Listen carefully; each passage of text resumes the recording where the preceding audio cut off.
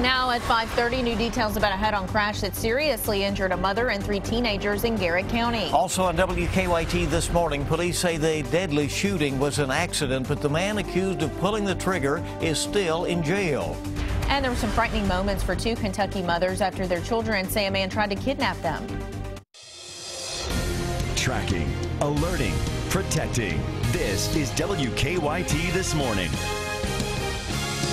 Good morning to you, live from Lexington on WKYT. We're delighted you're with us. Here it is Tuesday, December 30th, just a couple of days left in 2014. I'm Bill Bryant. And I'm Rebecca Smith. Hope you're ready for out with the old, in with the new. Right, and cold weather because it's here. Let's check in with meteorologist Jim Caldwell's in this morning for Micah. Good morning, Jim. You struggled there a little bit, didn't you? I have to look around sometimes. Remember who's here, who's here and who's not during the holidays. That's all right. That's all right. It is a cold start. Maybe it's a cold air. Just messing with all of our memories here this morning because we do have a lot of it out there.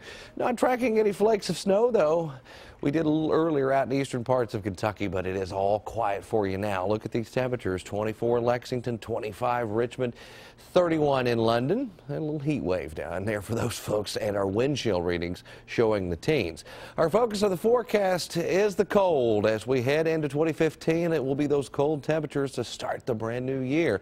I'll have the latest on that coming up for you here in just a few minutes. Okay, thank you, and let's get to the news. Well, this morning we are learning some new details about a head-on crash that seriously injured a mother and 3 teenagers. The crash happened last night on US 27 in Garrett County, just north of Lancaster. All 4 victims involved were taken to UK Hospital. WKYT's Hillary Thornton is there live this morning with some new information we've gathered.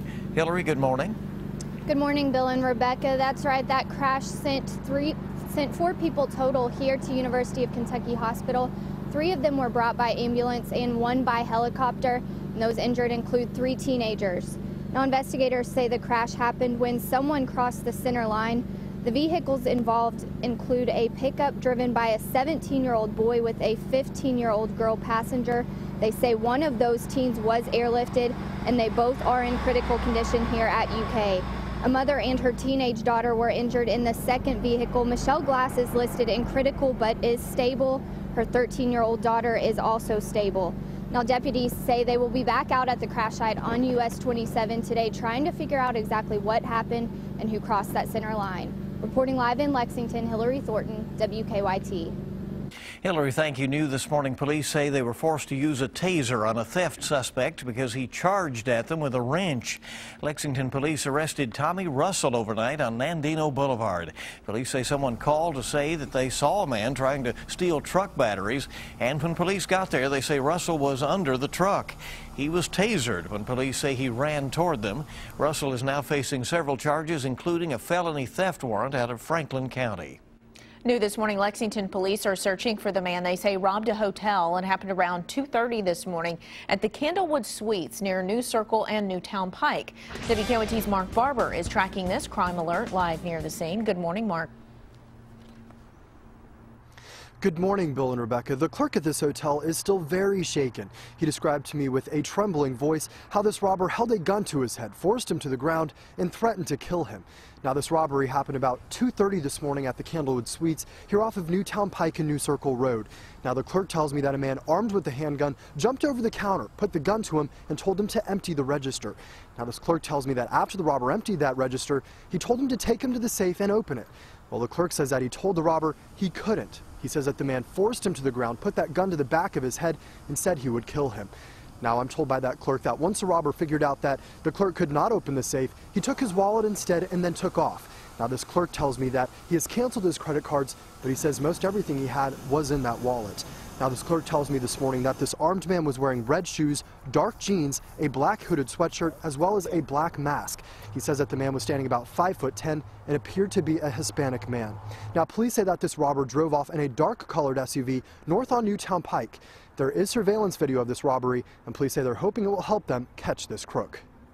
Live in Lexington, Mark Barber, WKYT. Scary stuff. Thanks so much, Mark. Police in Laurel County have canceled a golden alert after a missing man was found safe. New this morning, the sheriff's office says Kenneth Green was found safe yesterday in Tennessee. He'd been missing since Saturday morning. Family became worried when he called from a London gas station and said he was out of gas. Police hope a surveillance picture will help them catch a robbery suspect. Danville police say this man robbed the Check Advance on Perryville Road Saturday. An employee told police the man walked in, pulled a gun, and demanded cash. Police say he's about 5'8" to 5'10" and about 200 pounds. Police arrested a man who they say accidentally shot and killed his friend. Richmond police have charged 19-year-old Richard Seary with reckless homicide. They say he was holding a rifle when it went off, shooting 24-year-old Cody Dittman in the head. The shooting happened Sunday in an apartment on Wayne Drive. Police say Dittman pulled the barrel of the rifle toward his head while Seary was holding it. But police say the safety was not on and the rifle fired. A man who served time for sexually abusing a child is back behind bars this morning, accused of trying to kidnap 2 Kentucky girls. Winchester police arrested Thomas Hamilton over the weekend. Police say he pulled up to 2 girls ages 12 and 13 and asked them if they wanted to get in his truck. Instead, the girls ran to get help. If she hadn't known no better and she got in there, obviously should have never come back. He was obviously prepared to never return her. Police say they found ropes, a steak knife, and plastic sheeting in Hamilton's truck. According to court documents, Hamilton served time in prison for sexually abusing a 10-year-old girl in 1998. Investigators say a fight in eastern Kentucky ended in murder. State police in Perry County say 29-year-old Alan Williams stabbed 21-year-old Edward Hughes in the chest. The fight happened outside Cherokee Hills Apartments in Hazard. Police say Hughes died at the hospital. There's a possibility that these 2 individuals may have had some issues in the past, but there's no way to determine at this time if that's what had caused the altercation last night. Police charged Williams with murder. He did not want to talk to us from jail. This morning, we've learned that a man killed in a fiery crash was returning home from spending Christmas with his family. Investigators say 41-year-old Christopher Truesdale died Saturday when a car crashed into his van on I-75 in Madison County.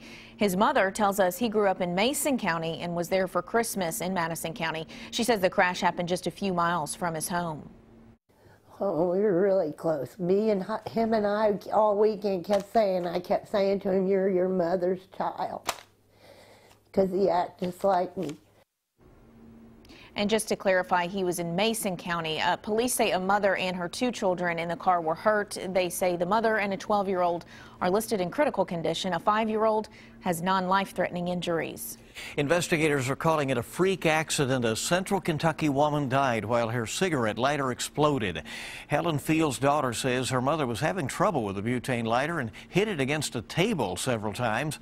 The lighter then burst into flames, catching the LaRue County woman on fire. Her daughter was there when it all happened, but she said there was just nothing she could do to help. It's still hard to believe. I tried to get it out and I couldn't get it out. The Kentucky State Fire Marshal's Office and state police both ruled the death accidental. Well, state leaders worry that lower gas prices could be too much of a good thing. Kentucky's motor fuel tax rate is based on the wholesale price of gas. Many gas stations around the state are now selling gas for less than $2 a gallon. That means the tax rate will drop 4 cents on Thursday, January 1st. It could drop another 5 cents in April. The motor fuel tax helps pay for road projects around the state. Transportation leaders say they could end up losing $300 million. In all probability, there will be projects that are right now showing in the state highway plan, but that will have to be put off, maybe canceled altogether. Even if gas prices start climbing again, the tax rate cannot go up by more than 10% each year. The state says it won't keep pace with rising gas prices.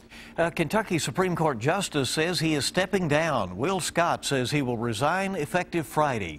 In a statement, Scott said serving on the state Supreme Court has been an honor, but he said the job keeps the justices from helping find solutions to Kentucky's problems. Scott, who's a Republican, is considering running for governor next year.